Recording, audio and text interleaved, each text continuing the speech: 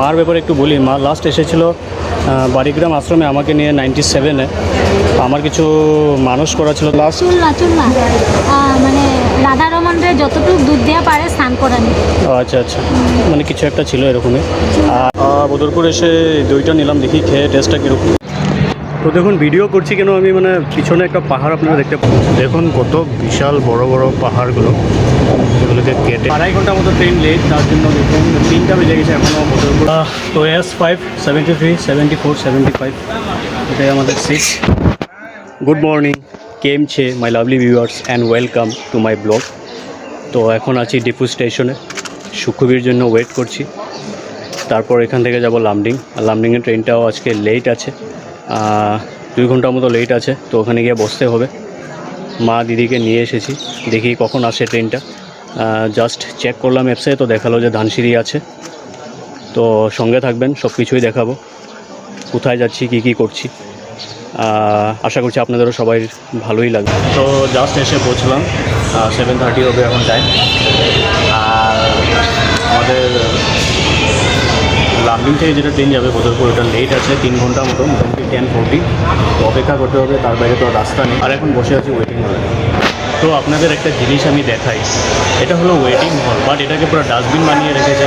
এখানে যারাই এসে অপেক্ষা করে, আমি তাদের উদ্দেশ্যেই বলছি, আপনাদের এখানে বসার জন্য বলা হয়েছে। আপনারা তো পুরো এই জায়গাটা লেত্রা করে রেখে দিয়েছেন। আমি বসেই জাস্ট দেখলাম, তাই আপনাদের ভাবলাম দেখিয়ে দিই। আর খালি সরকারকে দোষ দিলে হবে না, আমরা নিজেরাও পরিষ্কার থাকতে হবে। এই দেখুন, এখানে দেখুন কলগেটের প্যাকেট, ব্রাশের এই প্যাকেটটা। তারপর ওখানে দেখুন প্যাকেট, বোতল, সব জায়গাতে কিছু না কিছু পড়ে আছে। দেখুন এইভাবে ওয়েটিং হলটাকে পুরো লেত্রা করে রেখেছে, দেখে অনেকে খারাপ লাগছে। বাইরে ডাস্টবিন আছে, ডাস্টবিনে গিয়েও তো ফেলতে পারছে। সিভিক সেন্স কী বলবো, একদম সেন্স। তো 10:20 টাইম হচ্ছে এখন, আর জাস্ট ট্রেন ঢুকলো। তো S5 73 74 75 এটাই আমাদের সিট। এসে বসে গেলাম, অনেক লেট করলো ট্রেনটা, কাল রাতে ঘুমও হয়নি। চলুন আর সঙ্গে থাকবেন, দেখাবো আগে কী কী হয়। 10:50 AM ট্রেন জাস্ট ছাড়লো। আর অনেকে গরম ডানদিকে, ডিপু থেকেও বেশি। আর অনেক দিন পর বের হলাম এইভাবে কোনো জায়গায় ঘুরতে যাওয়ার জন্য। মন ফ্রেশ থাকে এরকম বের হলে। এটা হলো প্রথম স্টেশন, ডিমাহাসাও ডিস্ট্রিক্টে ঢুকলো মানে ট্রেনটা, দেবলং। আর এখানে ওয়েদারটা একটু চেঞ্জ হয়েছে, ঠান্ডা আছে এখানে ওয়েদারটা। আর এটা হলো লাংটিং স্টেশন। এখানে আপনারা ন্যাচারাল সুন্দরতাটা দেখুন, জায়গাগুলো অনেকই সুন্দর। আমি আছি অপেক্ষায় কখন আসবে বকদা। বকদা আসলে একজন দাদা বলেছিল বকদা দেখানোর জন্য, তাই অপেক্ষা করছি, নাহলে আমার অনেক ঘুম পাচ্ছে। রাজদা তোমার জন্য এটা, বকদা আসলেই তোমাকে দেখাচ্ছি, তারপর আমি যাবো। এছাড়া হয়তো আবার কেউ কেউ ভাবতে পারেন যে বকদাটা আবার অ্যাকচুয়ালি এটা যেহেতু পাহাড় লাইন, তো পাহাড় কেটে যে টুনেলটা বানিয়েছে ওইটাই আপনাদের দেখাচ্ছি। তো দাদা এটাই হলো ফার্স্ট বকদা পাহাড় লাইনের বা টুনেল। আগে লাইট ছিল না, এখন তো টুনেলের ভিতরে লাইটও দিয়েছে।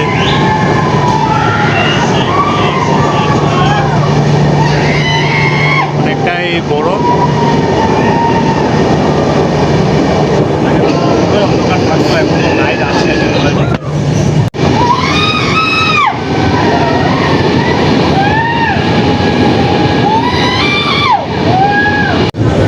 দেখুন কত বিশাল বড় বড় পাহাড়গুলো, এগুলোকে কেটে তারপর এদিকে লাইনটা গিয়েছে।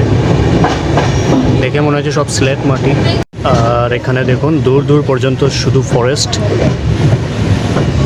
আর এই মাঝখান দিয়ে আর সুন্দর, জল তো শুকিয়ে গেছে, নদী বলা যাবে না। তো এটা হলো মাইবাং, জাস্ট এসে পৌঁছলো ট্রেনটা। তো জাস্ট এসে পৌঁছলাম মাইবাং স্টেশনে, অনেক সুন্দর। আর স্টেশনের সামনেই দেখুন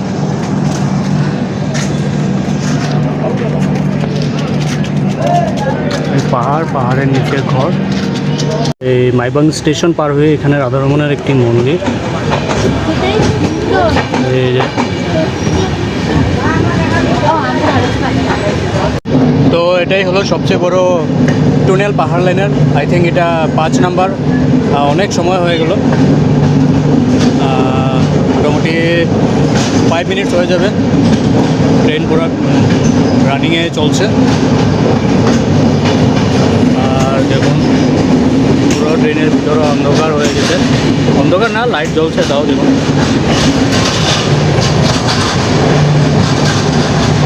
তো জাস্ট এসে পৌঁছলাম হাফলং স্টেশনে। আর দেখুন একদম স্টেশনের সাথে পাহাড়,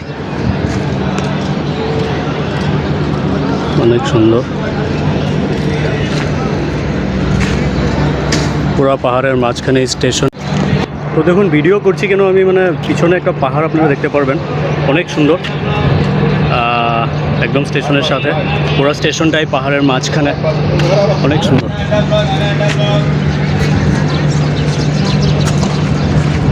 এই পাহাড়টা ক্যাপচার করছিলাম। তো 2.5 ঘন্টার মতো ট্রেন লেট, তার জন্য দেখুন 3টা বেজে গেছে, এখনও বদরপুর পাইনি। আর এখানে আপনারা দেখছেন ট্রেন এখন পর্যন্ত চলছে, কন্টিনিউ একটার পর একটা এসে যাচ্ছে। দেখি কয়টা বাজে বদরপুর গিয়ে পৌঁছতে। জাস্ট এসে পৌঁছলাম, সময় হবে 4টা। গ্রাম যাওয়ার ট্রেনটা এখন আসছে, তো চলুন গিয়ে ওটা ধরি। আর এই ট্রেনটা এসেছে, এটাতে করে যাবো 12 গ্রাম।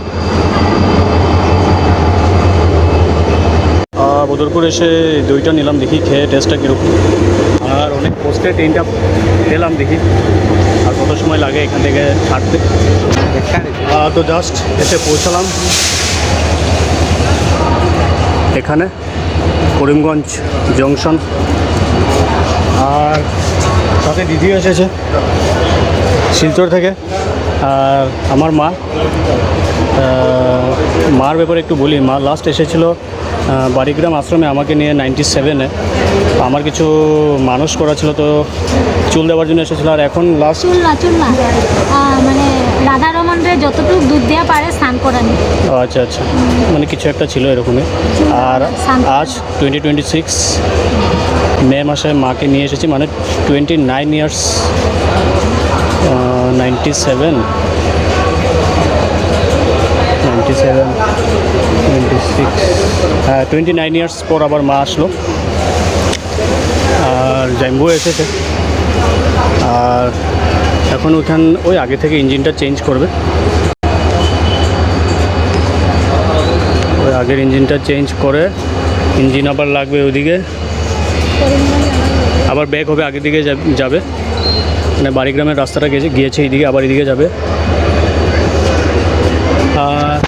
অনেকে গরম আছে আর অনেক খিদেও পেয়েছে। আর দুপুরে লাঞ্চও হয়নি।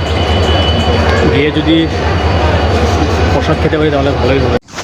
পুরো 12 ঘন্টা হয়ে গেছে। 12 ঘন্টা জার্নি করার পর এসে পৌঁছলাম আমাদের রাধারমণের আশ্রম, এইটি। চলুন যাই ভিতরে। তো আমাদের থাকার জন্য দেখুন এই রুমটা দিয়েছে, মোটামুটি বড়ই আছে রুম।